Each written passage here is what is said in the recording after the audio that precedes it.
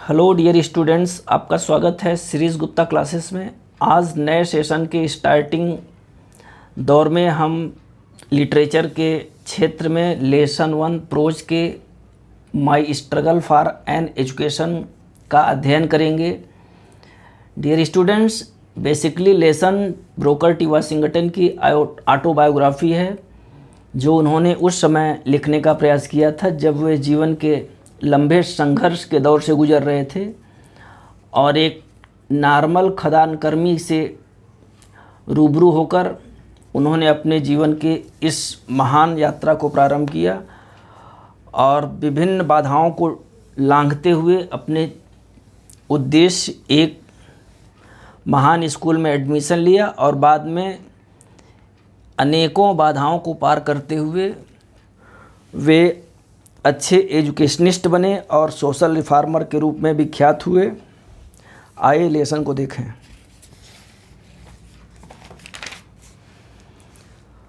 One day while at work in the coal mine I happened to overhear 2 miners talking about a great school for coloured people somewhere in Virginia. एक दिन खदान में कार्य करते समय, while means जब, खदान में जब मैं कार्य करता था या कर रहा था, I happened overhear 2 miners। Miner means खदान कर्मी। मैंने संयोग से, overhear means listen by chance, संयोग से सुनना। मैंने संयोग से 2 खदान कर्मियों को बात करते हुए सुना। किसके बारे में? Great school for coloured people. एक कलर्ड पीपुल, बच्चों कलर्ड पीपुल का शाब्दिक तात्पर्य काली चमड़ी वाले हबसी जनजाति के लोगों को किया गया है जिनके लिए उस समय समाज में कोई अच्छी व्यवस्था नहीं हुआ करती थी।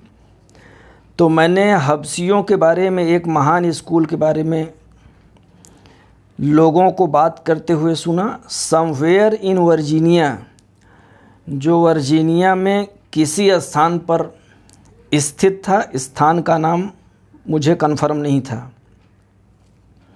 दिस वाज फर्स्ट टाइम, यह मेरे लिए पहली बार का वाक़या था। That I had ever heard anything, जबकि मैंने फर्स्ट टाइम किसी चीज़ के बारे में सुना। एनी काइंड ऑफ स्कूल और कॉलेज, कुछ विशिष्ट स्कूल अथवा कॉलेज के प्रकार के बारे में जो that was more pretentious than little coloured school in our town, जो हमारे कस्बे के छोटे हबसियों के स्कूल से कहीं अधिक आकर्षक था, प्रभावशाली था। लेखक ने पहली बार एक ऐसे स्कूल के बारे में सुना जो उनके गांव के खैराती स्कूल से कहीं अच्छा, आकर्षक और प्रभावशाली हुआ करता था।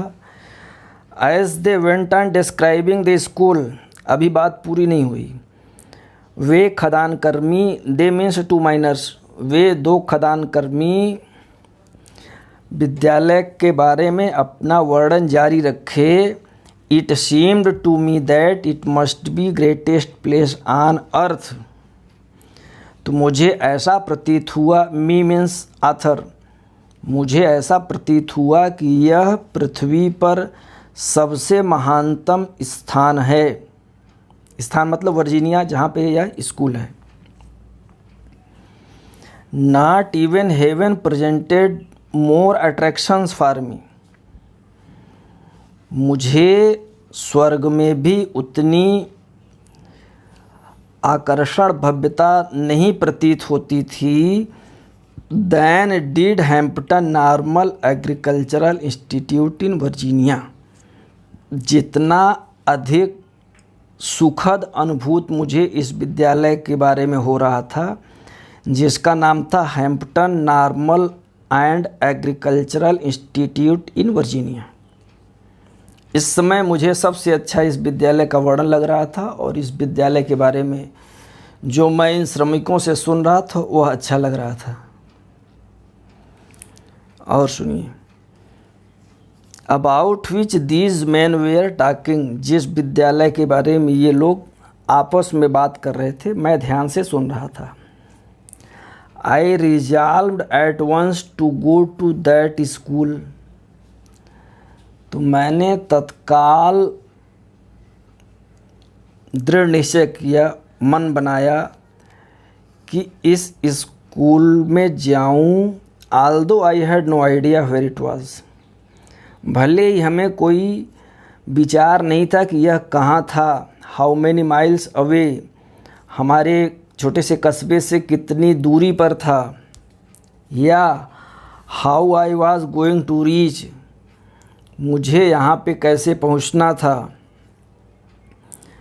ये सब कोई आइडिया मेरे पास नहीं था। I was on fire,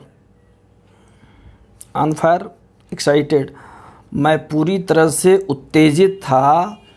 one ambition, एक मात्र महत्वाकांक्षा मेरे अंदर दिव्यमान थी। That was to go to Hampton, कि मुझे हैम्पटन जाना है। This thought was with me night and day, तो यह विचार मुझे दिन रात सूझता रहता था, दिमाग से उतरता ही नहीं था। इन द फॉल ऑफ 1872, 1872 के पतझड़ में, लेटर मंथ्स ऑफ ईयर, 1872 के बाद के महीनों में, आप मान लीजिए अक्टूबर नवंबर के सीजन में, determined to make an effort to get there, to get मतलब रीच, मैंने यहाँ पहुँचने का एक प्रयत्न का मन बनाया कि एक प्रयत्न करने में क्या जाता है।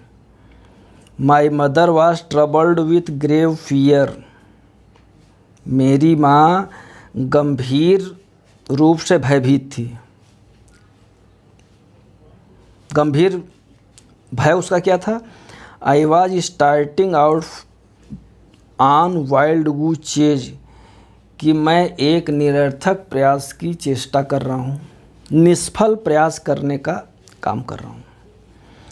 Eight any rate I got half hearted consent from her, येन केन प्रकारेण, मैंने उससे बेमन अथवा आधे मन से सहमति पाई कि मैं अपने प्रयास को कर सकता हूँ। हैम्पटन नॉर्मल एग्रीकल्चरल इंस्टीट्यूट ढूंढ सकता हूँ, जा सकता हूँ, प्रयास कर सकता हूँ। I had very little money with which two by clothes, इस दौरान मेरे पास बहुत थोड़े पैसे थे जिसके मुझे कपड़े खरीदने थे। पे ट्रैवलिंग एक्सपेंसेस, जिसको मुझे मार्ग व्यय में खर्च करने थे। My brother John helped me, मेरे भाई जॉन ने मेरी मदद की। ऑल दैट ही कुड, जितना उससे बन पड़ता था, जितना वह कर सकता था। But of course that was not a great deal, लेकिन वस्तुतः उसकी मदद मेरे लिए ऊँट के मुंह में जीरा के बराबर थी। कोई पर्याप्त मदद उसके द्वारा नहीं हो सकी। जितनी मुझे उस समय की दरकार थी या आवश्यकता थी, उतनी मदद मुझे नहीं मिल पाई। फाइनली द ग्रेट डे केम, और अंततः वह महान दिन आया। ग्रेट एडजेक्टिव लगा हुआ है। लेखक हैम्पटन की यात्रा को अपने जीवन की महान यात्रा मानता है, क्योंकि मुझे शिक्षा से लगाव था, शिक्षा के प्रति संघर्ष करने की उसकी ललक थी। आखिरकार वह महान दिन आया। आई स्टार्टेड फॉर हैम्पटन, और मैंने हैम्पटन को प्रस्थान कर दिया। I had only small cheap satchel, satchel means small bag, मेरे पास एक छोटा सस्ता झोला था। Content few article of clothing I could get, जिसमें थोड़े बहुत कपड़े थे जो मैंने जुटा रखे थे। My mother at the time was rather weak, broken in health, broken in health मतलब अस्वस्थ, वीक मीन्स कमज़ोर। इस दौरान भी मेरी माँ अपेक्षा से कहीं अधिक कमज़ोर थी, अस्वस्थ थी। I hardly expected to see her again. तो मुझे बड़ी मुश्किल से उम्मीद थी कि वापस आकर उससे मेरी भेंट होगी अथवा नहीं होगी। Thus our parting was all the more sad। इस प्रकार हमारा एक दूसरे से वियोग कहीं अधिक दुखदायी था। She however was very brave through it all। She means my mother। मेरी माँ इस पर भी बहुत बहादुर थी, शक्तिशाली महिला थी, जिसने मुझे जाने की परमिशन दे दी। Distance from Malden to Hampton.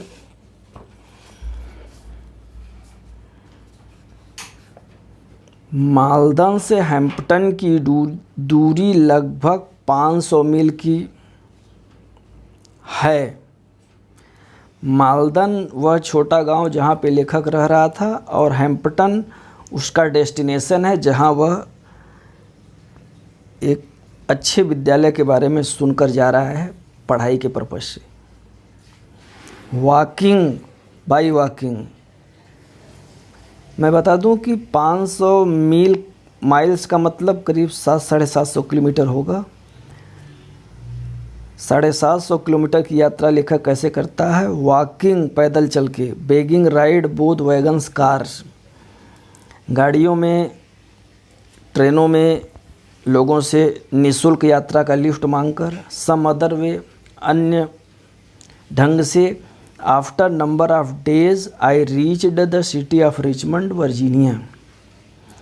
कई दिनों के उपरांत मैं रिचमंड की राजधानी वर्जीनिया पहुंचा।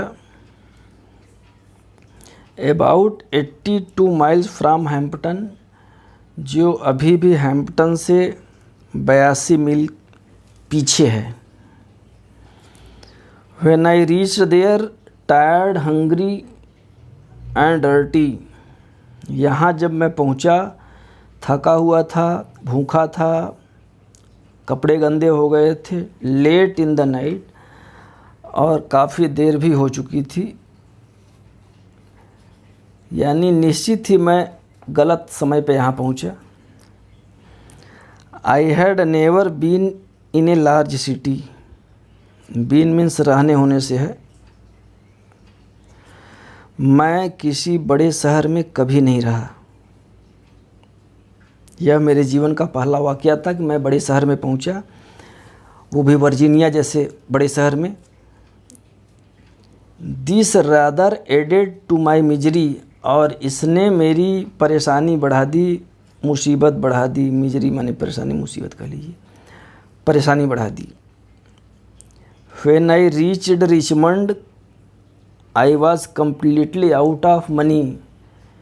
रिचमंड पहुंचने के दौरान मैं पूरी तरह से कंगाल था। मेरे पास एक भी पाई नहीं थी। I had not a single acquaintance in the place। और रिचमंड जैसे शहर में मेरी कोई जान पहचान नहीं थी कि मैं जाकर ठहरने का, खाने का इंतज़ाम कर लेता। दूर दूर तक कोई मुझे जानने वाला नहीं था, न तो मैं किसी को जानता था। Being unused to city ways. और शहरी तौर तरीक़ों से भी मैं पूरी तरह से अनभिज्ञ, अपरिचित था। लेखक की परेशानियों को आप सुनिए। I did not know where to go. और इस असमंजस में पड़ा था कि मैं अब कहाँ जाऊँ, क्या करूँ। I asked several places for lodging.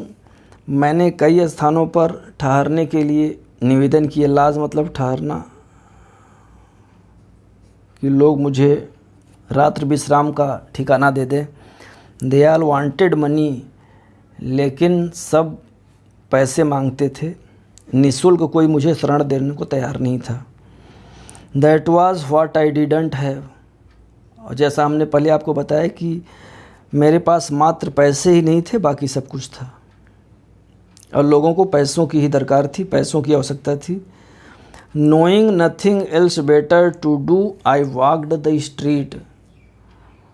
तो जब मुझे कुछ समझ नहीं आया कि क्या करूं क्या न करूं, तो मैंने बेटर समझा कि सड़कों में गलियों में टहलता रहूं, घूमता रहूं, चलता फिरता रहूं।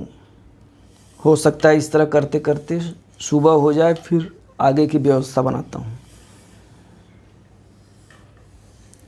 तो अब आप समझ सकते हैं कि लेखक किस प्रकार अपने संघर्ष में आगे बढ़ रहा है मात्र शिक्षा के लिए, जो कि बाद में उसे सफलता प्रदान करती है। और इस प्रकार वह अपने धीरज के बल पे, दृढ़ निश्चय के बल पे, परिश्रम के बल पे शिक्षा को अग्रसर होता है।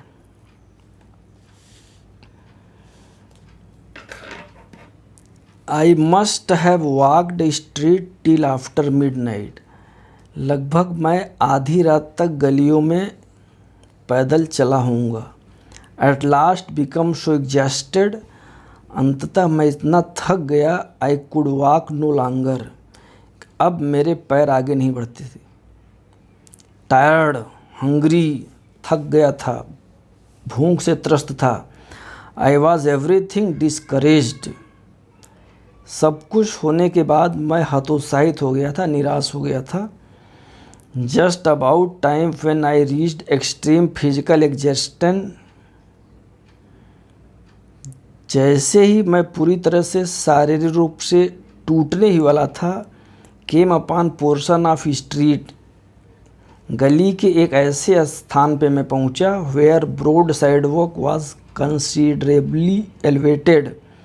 जहाँ पे सड़क के दोनों किनारों को देखकर लगा कि यहाँ पे सड़क कुछ ऊंची है, मतलब इसके नीचे कोई पुलिया गई हुई है। I waited for a few minute till I was sure no passer by could see me. Passer by मतलब राहगीर। तो मुझे समझ में आया कि इस पुलिया के नीचे मैं रात्रि विश्राम कर सकता हूँ। तो मैंने इंतज़ार किया कि देखें कहीं अगल बगल से कोई आ जा तो नहीं रहा है, लोग मुझे देख तो नहीं रहे हैं। Then crept under sidewalk. तुरंत ही जैसे मुझे सिक्योरिटी फील हुई, मैं तुरंत उस पुलिया में नीचे घुस गया। Lay for night on the ground. और रात्रि विश्राम के लिए ज़मीन पर लेट गया। With my satchel of clothing for a pillow. जो कपड़ों की मैंने एक थैली रखी थी, झोला रखा हुआ था, उसको मैंने तकिए की सहायता के लिए रख लिया, तकिया बना लिया। Nearly all night I could hear tramp of feet over my head. सारी रात मैं अपने सिर के ऊपर लोगों के पैरों की पदचाप सुनता रहा, सोता रहा, क्योंकि मैं बहुत थका हुआ था। धन्यवाद मित्रों। आगे की पैराग्राफ्स आप लोगों को अगले चैप्टर में सुनाई जाएगी।